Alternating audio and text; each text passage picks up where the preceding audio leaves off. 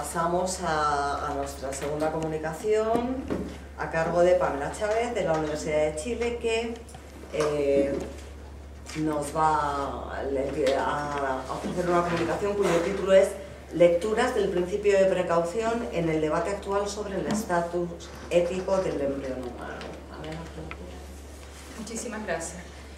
Bueno, muy buenas tardes. Yo quisiera agradecer a todos, ¿verdad?, los organizadores de este congreso y muy especialmente agradecer a Íñigo por la invitación a participar en este simposio. Y poder participar también acá en la mesa con David, con Blanca, con Íñigo. Y a cada uno de ustedes por su presencia acá. Bueno, lo que propone esta presentación, que me voy a permitir leer, es una aproximación al principio de precaución y su problematicidad, tal como aparece en la discusión sobre el estatuto ético del embrión humano. La discusión sobre el embrión acompañó a la bioética desde los primeros años de su surgimiento en los ya lejanos años 70 del siglo pasado, siendo hoy en parte desplazada por otras urgentes preguntas, como la cuestión de la situación de pobreza mundial o del deterioro del medio ambiente. No obstante, la urgencia de otras problemáticas no puede invisibilizar cuestiones que afectan, en este caso, el comienzo de la vida humana, y con ello abren nuevas preguntas que la filosofía no puede dejar de abordar, pues entran en el ámbito de sus eternas preguntas, las llamadas cuestiones últimas, como el concepto de bien, sentido de la vida, dignidad de la persona. Sin duda, no todo lo que existe, ni todo lo importante y valioso es la especie humana. No todos los problemas humanos son los del embrión, pero el enfocarnos en este rayo tenue de la mañana de la vida puede develarnos algo del misterio del humano en su fragilidad y su hondura, en su altura y profundidad, en sus raíces biológicas que le unen al misterio total de la vida. La hipótesis que guía el análisis es que la cuestión del embrión y nuestros deberes hacia él puede ser pensada desde la perspectiva de la ética de la responsabilidad y del principio de precaución, pero ello nos obliga a ampliar la consideración de este principio y a situarlo no en el de una ética en que priman decisiones racionales del tipo cálculo costo-beneficio o el cálculo de consecuencias positivas o negativas. Así, hemos de situarnos en la perspectiva de una ética de la responsabilidad que considera las consecuencias posibles en situación de incertidumbre dados unos principios o unas obligaciones éticas incondicionadas. ¿Pero qué obligaciones incondicionadas? Dada la complejidad del establecimiento de valores o de principios éticos a priori o universales en nuestras sociedades fuertemente diversas, pero también fragmentadas y desconcertadas moralmente, nos referiremos a dos principios éticos mínimos de los cuales cabe esperar, o al menos conservamos la esperanza de que podamos aún esperarlo, una amplia aceptación: el principio de respeto a la dignidad humana y el principio de no daño. Esto nos lleva a pensar un modo específico de tratar el principio de precaución en el ámbito de algunos problemas éticos filosóficos, como precaución ante el desbaratamiento de un valor. La vida moral dañada, las relaciones éticas entre los sujetos son objeto de consideración precautoria, no solo la vida biológica o la salud. Hemos de cuidar la vida y la salud de humanos y no humanos, pero también hemos de cuidar la valoración de esa vida y salud. Esta problemática creo que está en juego en la cuestión del embrión. UNESCO brinda una definición operativa como hipótesis de trabajo que, pese al distinto contexto que está tomada en el filosófico, puede servirnos para nuestra reflexión. Dice que el principio de precaución establece que en circunstancias en que la acción humana puede causar un daño éticamente inaceptable, serio, grave o irreversible a la vida humana o a la salud, a las generaciones actuales o futuras, al medio ambiente, daño que es científicamente posible o razonable, pero el cual es incierto, es un deber tomar las acciones necesarias para evitarlo o para disminuirlo. ¿Es razonable aplicar este principio, que ya bastante preguntas conlleva respecto a la responsabilidad con seres humanos, generaciones futuras, otros seres vivos y medio ambiente, al deber de acción o inacción hacia los seres humanos en su etapa gestacional, aún en sus primeros momentos de vida? Ello nos obliga a pensar qué es daño en un embrión y qué es un embrión. Como no podemos dar respuesta a todo esto aquí, nos asomaremos a aquellos aspectos o argumentaciones en la discusión sobre el estatuto del embrión relacionadas con el principio de precaución. Dejaremos, por tanto, entre paréntesis, aunque en la discusión real no pueda hacerse, otros criterios, como el de continuidad o identidad respecto al individuo nacido, el de sacralidad de la vida o el del solo consecuencialismo. La sencilla hipótesis que nos guía es que la preservación del respeto incondicionado a la dignidad humana se juega, parafraseando a Jonas, no en dramáticas decisiones, sino en la banal cotidianeidad, en palabras de él, 100 senderos y en los 1000 pequeños pasos que llevan a la deshumanización o a su contrario. Uno de estos pequeños pasos es la negación del respeto incondicionado al ser humano en cualquiera de sus etapas de desarrollo, cualquiera sea su condición. Volveremos sobre esto. Entre las argumentaciones, desde una mirada de responsabilidad o de precaución, respecto al embrión podríamos distinguir tres, que son las que me voy a referir. La primera es la precaución ante el riesgo de faltas a la dignidad de la vida humana inicial. Esta mirada está presente en el debate más bien teológico-moral entre moralistas católicos y el magisterio de la Iglesia Católica respecto a cuándo, en qué momento de su desarrollo puede afirmarse que existe un deber de tratar al embrión como si fuese persona. Para el magisterio católico, este momento coincide con el inicio del proceso de fecundación y embrionario en la singamia. Se basa en una visión precautoria al usar el argumento del cazador, que como sabemos se refiere a aquel perplejo cazador que se encuentra en la disyuntiva de disparar o no sobre el arbusto cuando existe la posibilidad y no la certeza de que se trata de una persona. El magisterio afirma que la sola posibilidad de hallarse ante un ser personal justifica la prohibición de una intervención que elimine a un embrión humano. Algunos teólogos y moralistas católicos, entre los cuales ha destacado Richard McCormick, discuten esta posición y piensan que no existe tal deber a priori desde el comienzo, pero que no obstante la consideración de las consecuencias negativas y el peligro de faltas a la dignidad de la vida humana inicial y del respeto a la vida en un futuro justificador de la manipulación, les lleva a afirmar que sí existe tal deber, aunque le dan una ponderación no absoluta sino prima facie, en el sentido de David Ross. Ambas perspectivas de la precaución son distintas. La primera considera la posibilidad de personalidad como justificación del deber de abstenerse de dañar al embrión, y cada embrión en su singularidad es el objeto incondicional de la protección. La segunda considera la posibilidad de las faltas a la dignidad de la vida humana inicial, siendo esa dignidad no cada embrión en particular la que se ha de cautelar. Las otras dos miradas a las que voy a referirme son las de Hans Jonas y de Jürgen Habermas. El principio de precaución se plantea con claridad en los tratamientos filosóficos de Hans Jonas y Jürgen Habermas, quienes desde sus distintas miradas coinciden en un punto de partida: la conciencia histórica de que la ciencia técnica moderna ha abierto nuevas posibilidades de intervención en el inicio de la vida humana, planteando nuevas preguntas éticas. El compromiso que ello conlleva sobre la constitución genética del ser humano en cuanto a especie, la configuración biográfica del individuo intervenido y las condiciones de posibilidad de la permanencia de una vida auténticamente humana, lleva a pensar el principio de precaución como una nueva sabiduría práctica que examina incluso las peores consecuencias posibles y, si es necesario, se plantea restringir en forma fundamentada la acción y la investigación humana. Ambos autores coinciden además en otorgar un lugar a la filosofía en esta reflexión. Jonas, el principio de precaución ante la pérdida de la unicidad humana. En los años 80, Jonas observa que la biología molecular de su tiempo ofrece nuevas capacidades y posibilidades prácticas de intervención incluso sobre la constitución física del ser humano, atisbando el peligro de que dichas intervenciones se realicen con la sola lógica del ensayo y error. Ante este riesgo de manipulaciones erróneas, el primer mandato moral es la acción de cautela y el pensamiento hipotético que examine el uso eventual o posible de esas capacidades y sus consecuencias. Tal examen abre la posibilidad de aconsejar, desaconsejar o incluso restringir ciertas direcciones de la investigación científica.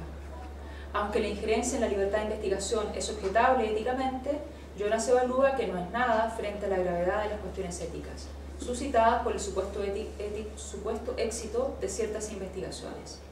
Como agravante, el problema aparece en una época en que la teoría ética está más insegura que nunca de sí misma. Al situar el desarrollo de la ciencia en el plano del análisis de una ética de la responsabilidad, creo que Jonas da un paso gigante en la superación del paradigma moderno de una supuesta neutralidad de la ciencia o de la separación del ámbito de los valores de los fines del conocimiento científico y técnico. Jonas analiza diversas técnicas particulares. Vamos a referirnos solamente a algunas. Por ejemplo, la llamada eugenesia negativa o preventiva. Llega a la conclusión que modificar el catálogo genético colectivo es biológicamente cuestionable en su efecto sobre la especie y éticamente intolerable cuando se trata de exigir al individuo de renunciar a la procreación y a tener descendencia. Él analiza también la cuestión de la selección prenatal vía diagnóstico prenatal. Jonas parece considerar aceptable dentro de la categoría de eugenesia negativa ciertos casos de interrupción de embarazo ante el hallazgo de daños graves e incorregibles, posición que personalmente no comparto, pues implica también hacerse señor de la vida de otro, valorándola desde unos criterios dados de defección de lo normal, valorando al humano según la presencia o ausencia de determinadas características. En mi opinión, esto más que mostrar una opción frente a la vida limitada, manifiesta nuestras propias limitaciones a la hora de valorar y juzgar sobre la vida dañada o la vida con capacidades y desafíos diferentes. Jonas, en cambio, considera que el deseo de los padres de tener una descendencia perfecta puede ir más allá, condicionando la admisión a la vida a cuestiones como un determinado sexo u otras características. Ello, sumado a la consiguiente disminución de la repugnancia a la muerte del feto, es el paso previo a la eugenesia positiva y a la facilitación emocional del infanticidio. Jonas, por tanto, no teme tomar una perspectiva futurista, prospectiva, con presunciones por el momento irreales, pero que puedan tener sentido. Tomando como ejemplo la capacidad de modificación genética, tal perspectiva ha de tomar en cuenta la difícil predictibilidad de los resultados futuros y la irreversibilidad en los cambios estructurales a organismos biológicos. En segundo lugar, Jonas ve que es muy fácil y sutil el paso desde la acción curativa o correctiva a la acción creativa, por ejemplo, la reescritura del texto del ADN y el dar origen a nuevos tipos de seres. Y existe el derecho de un ser humano para predeterminar a futuros seres humanos planificando una parte irreversible de su existencia. ¿Dónde se hallaría la sabiduría para discernir el modelo hacia el cual modificar el ser humano hacia lo mejor? Lo que podría haber parecido propio de una novela de ciencia ficción, sabemos que hoy es una experiencia real. Con ello comienza una aventura que puede llevar a degradar la unicidad del ser humano como objeto de respeto último y con ello ocasionar lo que Jonas llama una ruptura metafísica con la esencia normativa del ser humano. Esta esencia es precisamente eso, que es un ser humano.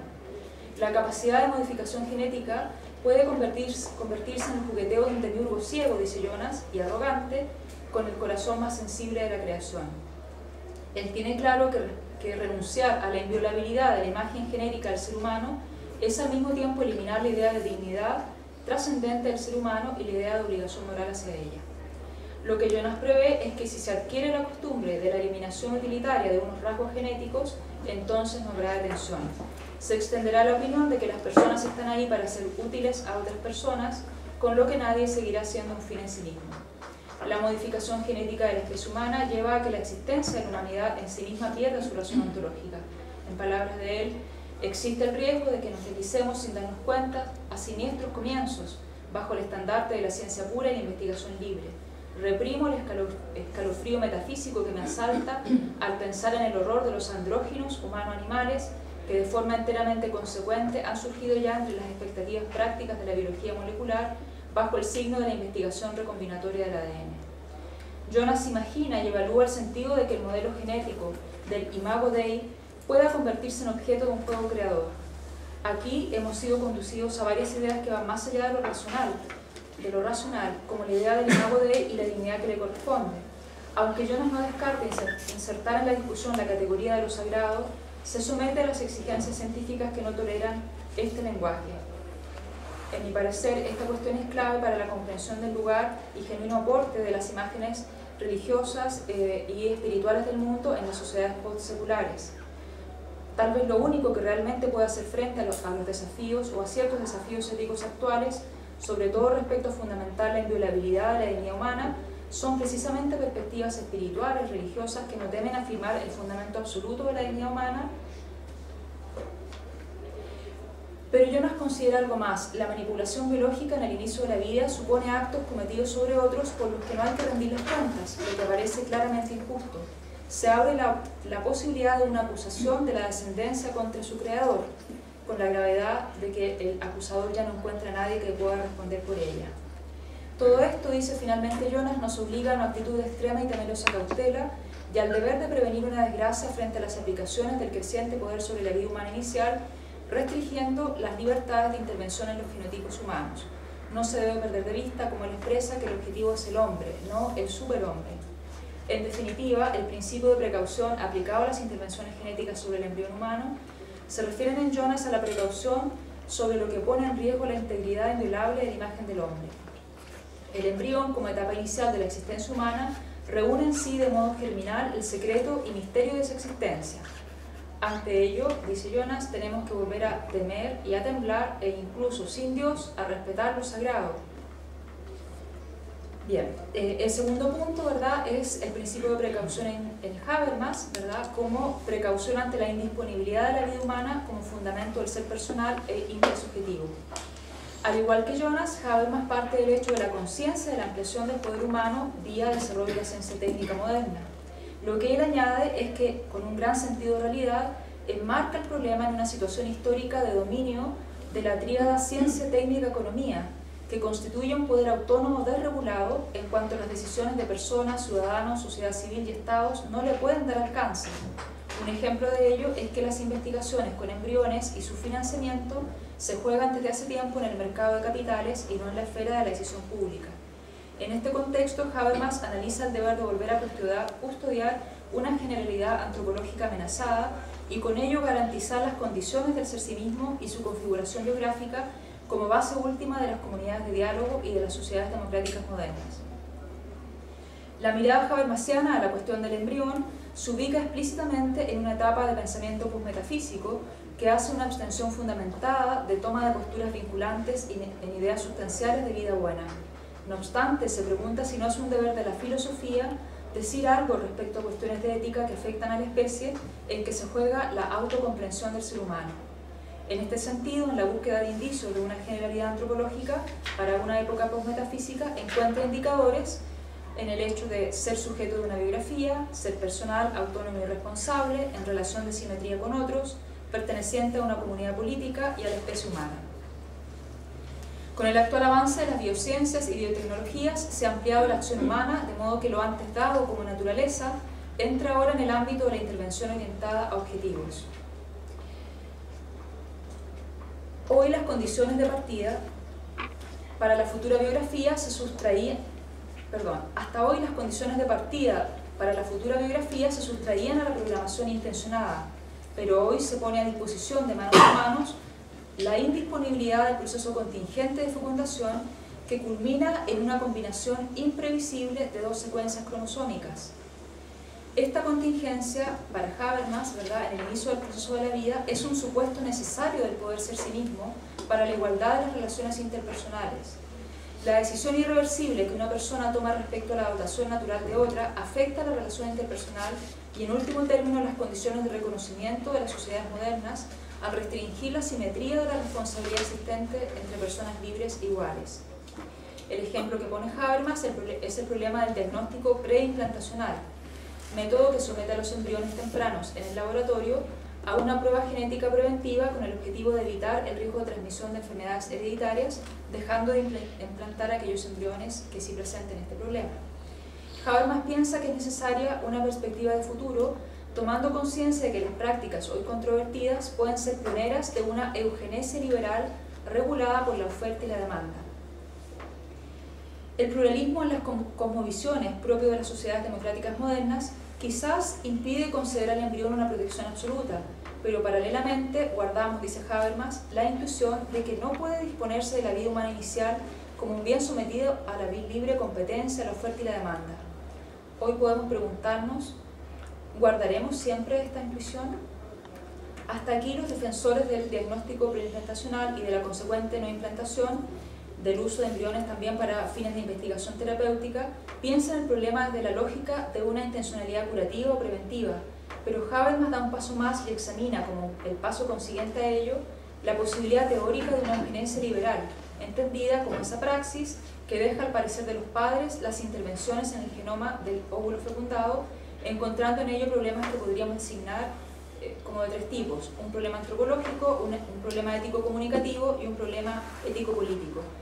El problema antropológico radica en que nuestra capacidad de ser nosotros mismos depende de la autoapropiación de nuestra historia y biografía. La manipulación de los genes en el embrión temprano afecta la autocomprensión de la persona, por así decirlo, programada. Habermas se pregunta, por ejemplo, ¿qué sucederá con un adolescente que se da cuenta que otro ser humano elaboró su diseño? ¿No tendrá la perspectiva de haber sido producido? Su naturaleza subjetiva, indisponible, pasa a verse como resultado de una instrumentalización externa. Nuestra propia identidad y autonomía como personas morales, que se funda en el hecho de que por nosotros no habla ninguna otra voz más que la propia, y por eso somos origen de nuestras acciones y pretensiones, se ve menoscabada al quedar fijado nuestro ser a la intención irreversible de terceros. La intención ajena introducida en la propia biografía se convierte en un factor perturbador del poder ser sí mismo, haciendo que el sujeto programado no se comprenda como autor indiviso de su propia vida. Así, ve Habermas que hay una relación entre la inviolabilidad moral y legal de la persona y la indisponibilidad del modo natural de su engendramiento. El problema ético-comunicativo de este problema se visualiza al pensar que la indisponibilidad del comienzo contingente de la biografía es base de la libertad. La praxis eugenésica podría menoscabar la conciencia de la autonomía y de la responsabilidad del sujeto programado, provocando inseguridad de conciencia de su estatus como portador de derechos civiles y socavando su relación simétrica entre personas libres e iguales. Otras preguntas: ¿qué pasará si la intención del programador no coincide con la intención de la persona fijada genéticamente? ¿Llegará a ser una carga para aquellos padres que no quieran hacer uso de la intervención genética terapéutica, soportar el reproche y quizás el resentimiento de un hijo? Por último, la cuestión plantea también para Habermas dilemas político-democráticos, por lo que decíamos al principio, ¿verdad? La dinámica sistémica de ciencia técnica y economía que nos rodea por doquier tiene la fuerza normativa de lo fáctico. Las decisiones no las toman habitualmente los ciudadanos ni la sociedad civil, sino que priman los intereses de los inversionistas y de los, incluso antes que de los gobiernos nacionales. Esto amenaza con hacer desaparecer los procesos de clarificación normativa, morales y legales en la esfera pública. Todo esto lleva a Habermas al siguiente pronóstico. ¿De cuál sería el proceso? Primero, se impone la convicción de que es aceptable admitir el diagnóstico preimplantacional en pocos casos, especialmente para enfermedades hereditarias graves, que no puede exigirse al potencial afectado que soporte. Luego, tras el avance en la terapia genética, se admite la intervención genética con el fin de prevenir tales enfermedades hereditarias. Aquí hay una delimitación de la eugenesia negativa y positiva, pero el límite es fluctuante y es muy difícil distinguir entre la exclusión de unos caracteres indeseables y la optimización de los deseables.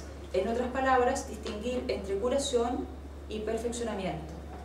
Lo que Habermas quiere pensar precautoriamente es el advenimiento de la eugenesia liberal, en que tales decisiones solo dependan de las preferencias individuales y del mercado. Quizás por ello expresa el presidente alemán, decía en 2001, quien empieza a instrumentalizar la vida humana, quien empieza a distinguir entre lo que es digno de vivir y lo que no, emprende un trayecto sin paradas. Bien, un último elemento para esto, ¿verdad? El que subyace el problema del diagnóstico preimplantacional también y que menciona Habermas.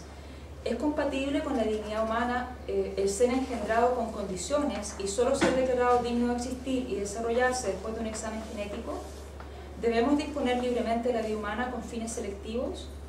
Habermas dice, no sabemos si un don cualquiera, por ejemplo, inteligencia, belleza, memoria, etc., amplía efectivamente el espacio de configuración vital o si una privación de alguna de estas características lo estrecha absolutamente.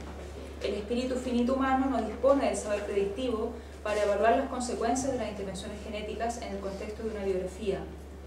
No podemos saber qué es potencialmente bueno para otro y se trata de decisiones irreversibles. Paso a la conclusión porque ya he abusado del tiempo y la paciencia de ustedes, ¿ya? La reflexión entonces sobre las consecuencias de la intervención técnica en el ser humano en su etapa inicial muestra que el principio de precaución no se orienta solo a la cuestión del daño o sufrimiento concreto de personas, comunidades, generaciones futuras y poblaciones humanas, sino que apunta a una responsabilidad previa sobre un fin dado, el ser humano, sus condiciones de realización como individuo y comunidad y su identidad genética como especie. Así, la problemática del principio de precaución toma un dramatismo especial interpelado por cuestiones bioéticas al inicio de la vida, como la investigación con células madre embrionarias o el diagnóstico preimplantacional, llevando a preguntarse a los filósofos seriamente por la responsabilidad hacia una vida inicial inviolable o indisponible, como interpretación concreta del principio precautorio respecto al embrión humano. Jonas considera el riesgo de degradación de la unicidad del ser humano que compromete su dignidad e inviolabilidad como fin en sí mismo, objeto de absoluto respeto y nunca instrumentalizable.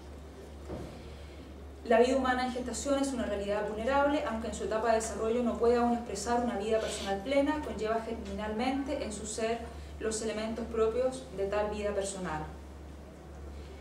En torno al embrión humano, el principio de precaución podría leerse como la consideración de que en circunstancias en que la acción humana puede causar un daño éticamente inaceptable, serio, grave o irreversible al embrión, entendido como ser humano en su etapa inicial del desarrollo, al desarrollo futuro de la vida de ese ser humano, a las generaciones actuales o futuras, o dañar las condiciones antropológicas y éticas necesarias para la vida de la especie humana, daño que es posible o razonable pero incierto, es un deber tomar las acciones necesarias para evitarlo o para disminuirlo. La precaución puede referirse al riesgo del daño a la persona, al embrión como ser humano en su etapa inicial de desarrollo, a la dignidad de la vida humana inicial, a la unicidad e inviolabilidad de la especie humana como condiciones de la intersubjetividad y sociedad humanas. Otras consideraciones las dejo por si alguien las pregunta. Muchas gracias.